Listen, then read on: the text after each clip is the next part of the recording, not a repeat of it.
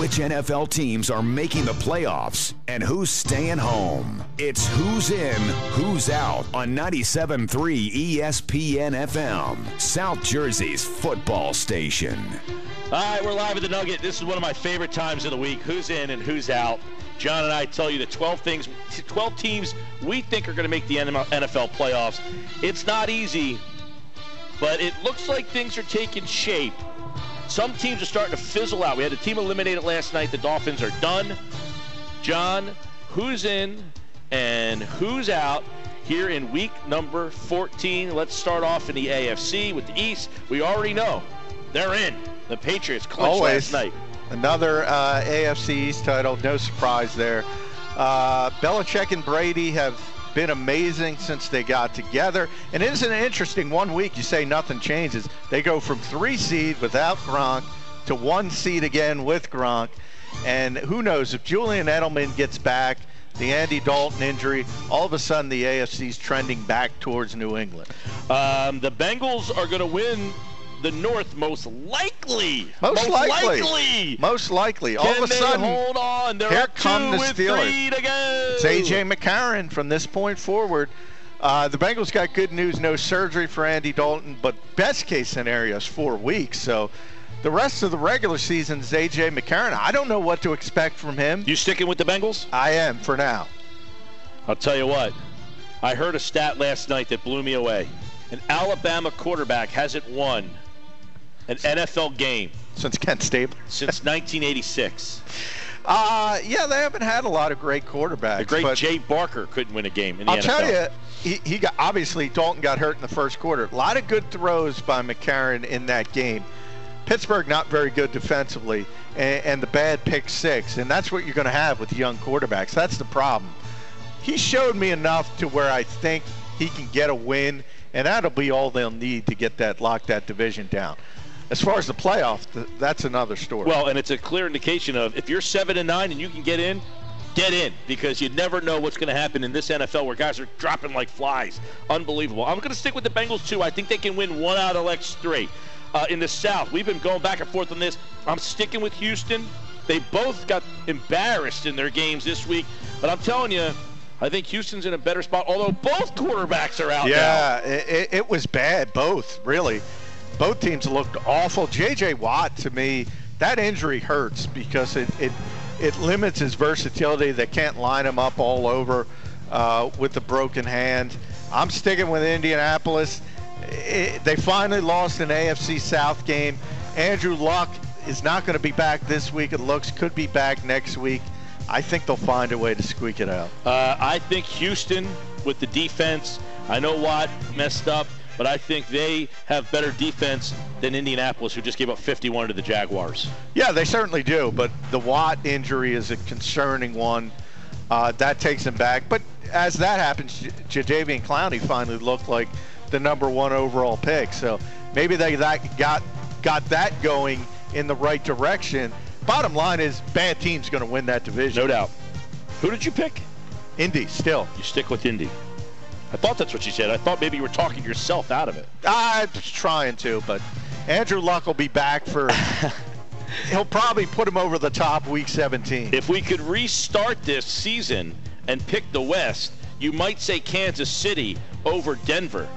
But we're running out of time for KC, who's won 7 in a row. I'll stick with the Broncos, but I think Kansas City might be the better team. I think they might be. And if you think about that early season loss, they blew it late. They've shown to be a better team than Denver. They beat the Broncos in Denver. And right now, Brock Osweiler, we're talking Peyton Manning's going to be back. It's just a matter of when. Is he going to be cleared to practice? Keep an eye on Wednesday. At some point, the Broncos know they have to move forward. But for now, I'm sticking with the Broncos. The wild cards, Kansas City for me, and Pittsburgh, which, those two teams right now are not the 2 wild cards. If the season ended, the New York Jets would be in. The Steelers would be out. But I think the Steelers have enough momentum to take 2 out of 3. I'm not sure if I believe that about the Jets, who have won 3 in a row. They are. And bottom line is a good team is going to be left out of the mix because Indianapolis or Houston's going to win the AFC South, or Jacksonville for that matter. I agree with you, though. Chiefs are the 5 seed. Steelers are the 6. Jets are on the outside looking in. Buffalo in play. Houston, Indianapolis, the loser of that division, in play. Jacksonville and Oakland in play. In the mathematically, AFC. Yes. But nothing more than that. All those teams, by the way, are at least 2 games back with 3 to go. Yeah, and Buffalo, that was such a disappointing loss for them. They felt they were the better team than the Eagles. You could argue they are. Rex Ryan is just, it's time to say it, bad football coach. Buffalo, forget about it. In the NFC, here we go. In the West, Arizona has already clinched. They're in. In the South, Carolina has already clinched. They're in. Let's go to the North. I've been on Minnesota the last couple of weeks. Can't be now. Can't be now. The injuries have caught up. They lose a tough game. Even with the injuries, they played tough on Thursday night against a pretty good Arizona football team. They should have tied it late if the proper coaching decision was made. There you go. But they can't win in big spots. They haven't proven it yet.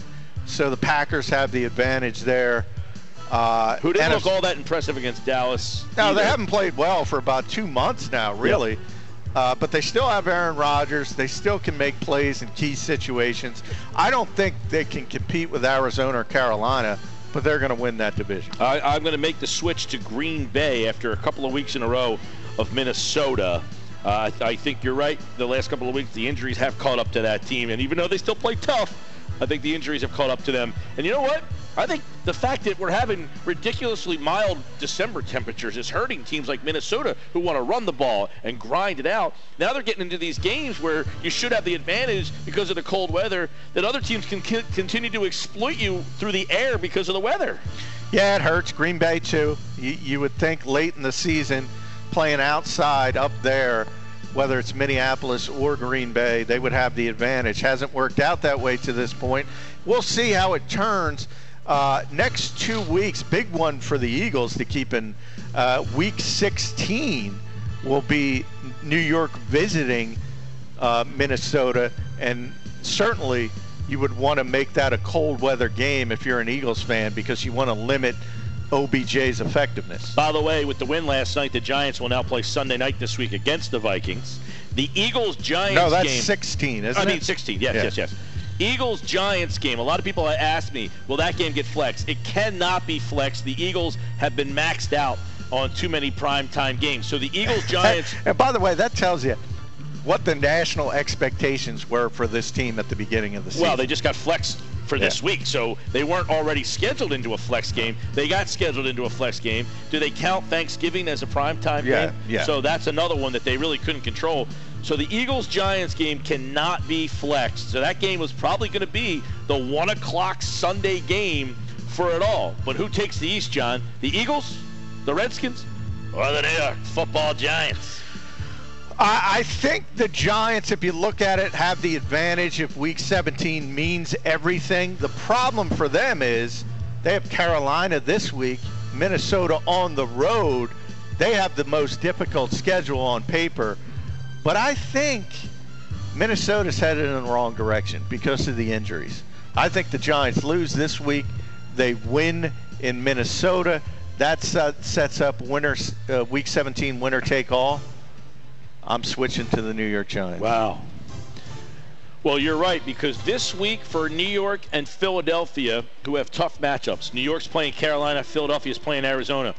It doesn't really matter what they do in these 2 weeks because they can't be eliminated with losses, and they can win out and win the division. They both kind of control, all 3 teams control their own destiny here.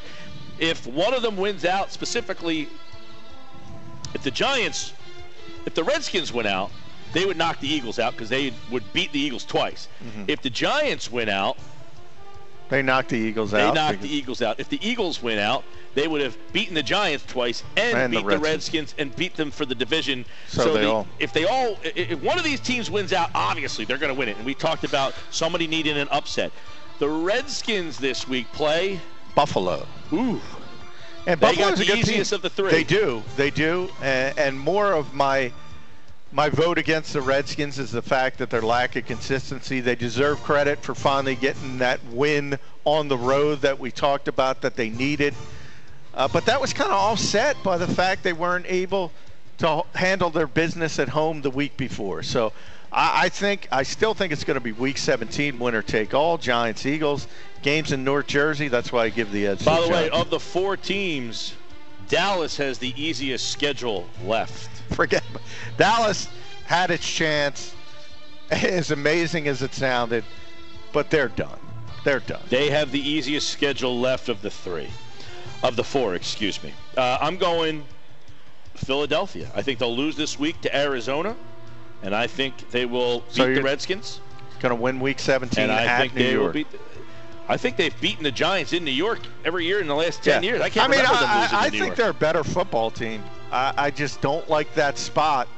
And it basically comes down to, can you stop Eli and Odell Beckham? Yeah, that's all the Giants have. And what I like about Philadelphia against the Giants is, and this isn't to say they're significantly better or not, styles make the fights. I think the Giants defensively are horrendous, and they can't run the ball, which means the Eagles can pin their ears back and go after Eli. And they've, in the past, really have had good games against Eli. He has struggled against the Eagles a lot. So I think unless the Giants can run the ball in that game, and I won't be on the air the next 2 weeks to really talk a lot about these games, so I'm kind of very disappointed about that.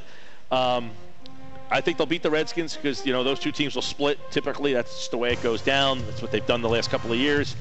And I think the Eagles will beat the Giants, so I'll have the Eagles there. Now, the wild cards are really tough in the NFC, John.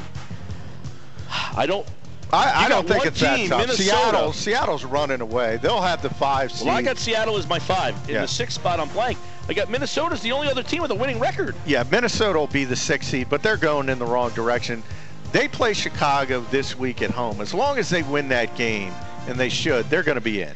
Because that'll get them to 9, and that would mean teams like Tampa Bay have to win out. Atlanta has to win out. And that's not happening. So the Vikings will be the 6th seed, but they'll be heading in the wrong direction. They're just not playing well right now. Well, I've got Minnesota as well. That's because, as you said, they are the only team with a winning record left in the NFC. Seattle and Minnesota are both 8-5. The next teams are all the 6 and 7. So the loser of the NFC East is still involved, with 2 games behind. The South loser. They're really not, though. The loser in the NFC, because as you mentioned, they all play each other. So when the Giants play the Eagles, one of them has to lose. When the Eagles play the Redskins, one of them has to lose. That eliminates a team from getting to 9 and 7, and the Vikings will already be there if they beat the Bears. So if the Vikings win this week, yes. If the Vikings can't handle, then it's a conversation. And they don't deserve to be in the conversation if they can't beat the Bears at home at this stage of the season.